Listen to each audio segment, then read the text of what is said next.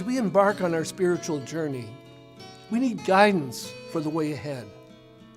We can achieve this guidance through composing prayers and poems and practices. Thomas Berry says this is the way we gain access to other modes of understanding.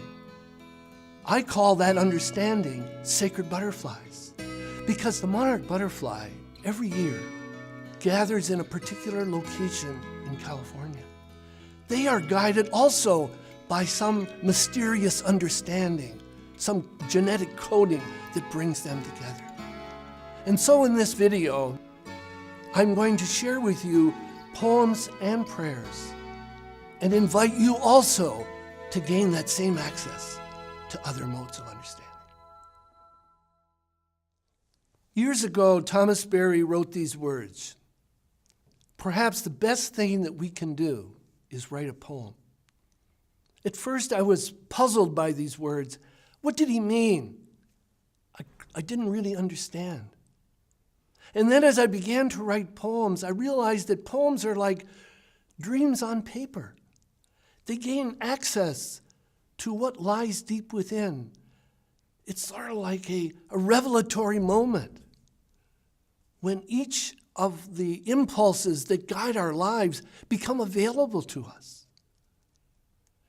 Poems can happen in sleepless nights. They can happen with children at play. They can happen in storms and sunshine. They, in a way, take us to another mode of understanding, but at the same time, we gain access to what lies deep within. I'd like to share with you 2 poems that I've written. Immolation. Is there anything left to say about mercy, about purpose, about life? I think it's about shrinking my true self, about dissolving illusion and blame. And so I say, may the pain of upset and illusion cleanse my heart. May they bring back balance, that like dry embers I am consumed by fire, and in this immolation discover peace and truth. I dedicate this next poem to Mary Whelan and her Center for Soul Work in County Mayo, West Ireland. The Shimmering Well. More than a collection of lumber and stone, more than a place to just be, more than a hearth and a symbol of home, is the shimmering well by the sea. More than a building now in place, more than a dream now come true, more than a context to gather and talk, is the shimmering well by the sea. More than a place to listen and learn, more than a place to just be, more than a place for beauty and balance, is the shimmering well by the sea.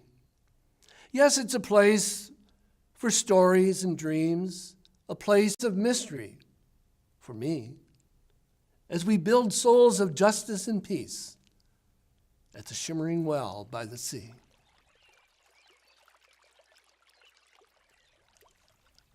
You too can write poems. Just set aside time, either alone or in a group, and reflect on those poems as you gain access to the direction of your spiritual journey. The title of my poem is It's All About a Revolution of Consciousness. What do I do when I wake up in the morning to the news of families being separated due to deportation? It's all about a revolution of consciousness. What do I do when families are losing their jobs and struggle daily to keep a roof over their head and put the next meal on their table? It's all about a revolution of consciousness. What do I do when the truth is not being televised? It's all about a revolution of consciousness. What do I do when more money is being spent in prisons instead of on our children's education? It's all about a revolution of consciousness. What is a revolution of consciousness? Ask your soul, mind, and spirit for the meaning. That is the answer. Take action. Well, my poem's called Hip Hop, The Next Generation. Will they see a white man, or just a man of character, like MLK spoke of, a man of the people? Or will discrimination and previous slights haunt our cities both day and night? When will they stop shooting from the west side of Oakland and Lake Merritt to the west side of Detroit, to the west side to the south side of Chicago? We grin and bear it. These rappers get on TV and they used to tell stories, and now it's as if they just parrot.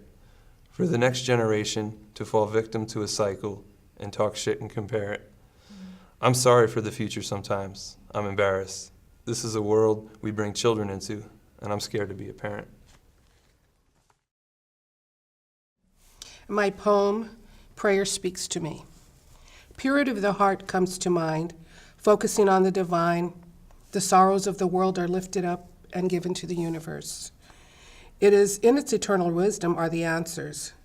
As the sun sets on another day, reawaken your hearts and be still. The prayers are being echoed by the universe in a reverberation, as the energy of prayers fill the hearts and minds of those receptive to do the good work of my God. It is clear, it is focused, as it unveils its mystical self in a truthful, understandable manner. I am in awe of prayer and how it speaks to me. I want to tell you about prayer. Prayer has bothered me most of my life. It seemed like it was always about give me or forgive me, about changing God's mind. Recently, I've discovered that actually what prayer is changing my mind about God. We can pray when we watch the news or pick up a newspaper to see what God's action in the world is all about. Thomas Berry, the great geologian and cosmologist, says his prayer was to get up in the morning and pray the universe story, to reflect on the galactic period, the flaring forth, the formation of Earth, life, and human. Meister Eckhart, the great medieval mystic, said if the only prayer you ever say is thank you, that will suffice. I'd like to share 2 prayers with you. Prayer for going forth. Divine source of love and life, ancient one of ancient days, empower us to be inclusive in all our acts and an integral presence open to the indigenous peoples who perceive you in your many manifestations. And always be aware of life's ultimate mystery, palpable in the universe, to empower us all to co-create a more mutually enhancing world. A litany of transformation. Trust needs to be born, security needs to die. Liberation needs to be born, oppression needs to die. Celebration needs to be born. Boredom needs to die. Connectedness needs to be born. Alienation needs to die. Circles need to be born. Hierarchies need to die. Dialectic needs to be born. Dualism needs to die. Laughter and celebration and tears need to be born. Sadness and sentimentality need to die. A new order of geojustice needs to be born. The old order needs to die.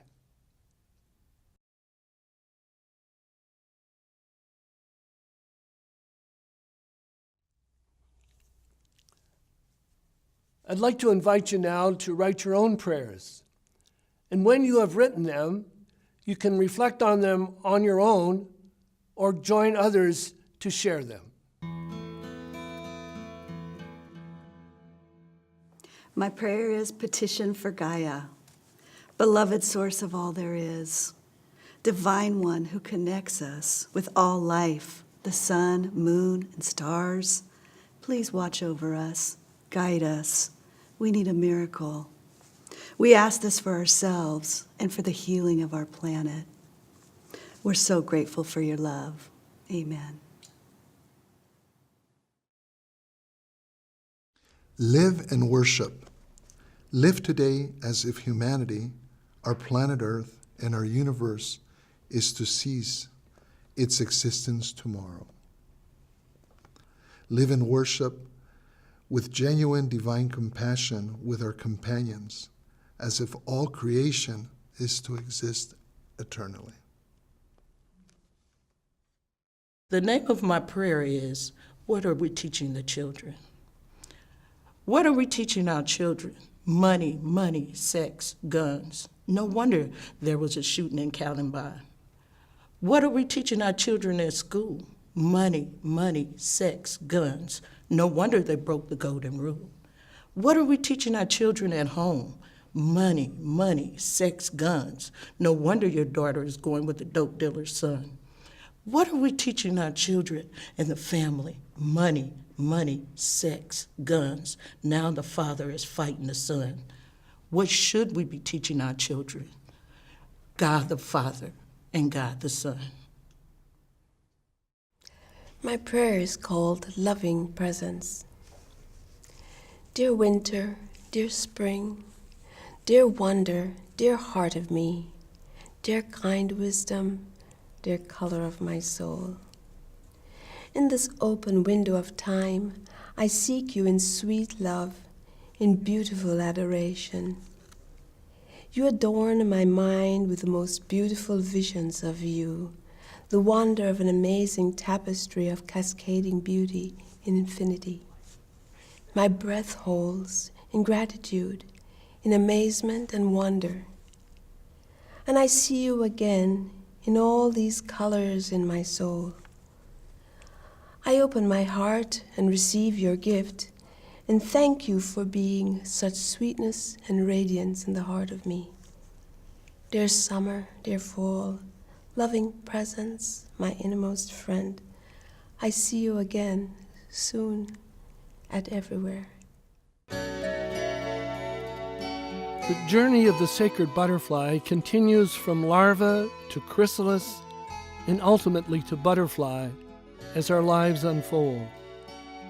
As good companions on this journey, we approach each new poem, prayer, and practice empowered by a vision of the world as we would like it to be, in a future that is ours to create, a world where it is possible for beauty to shine forth.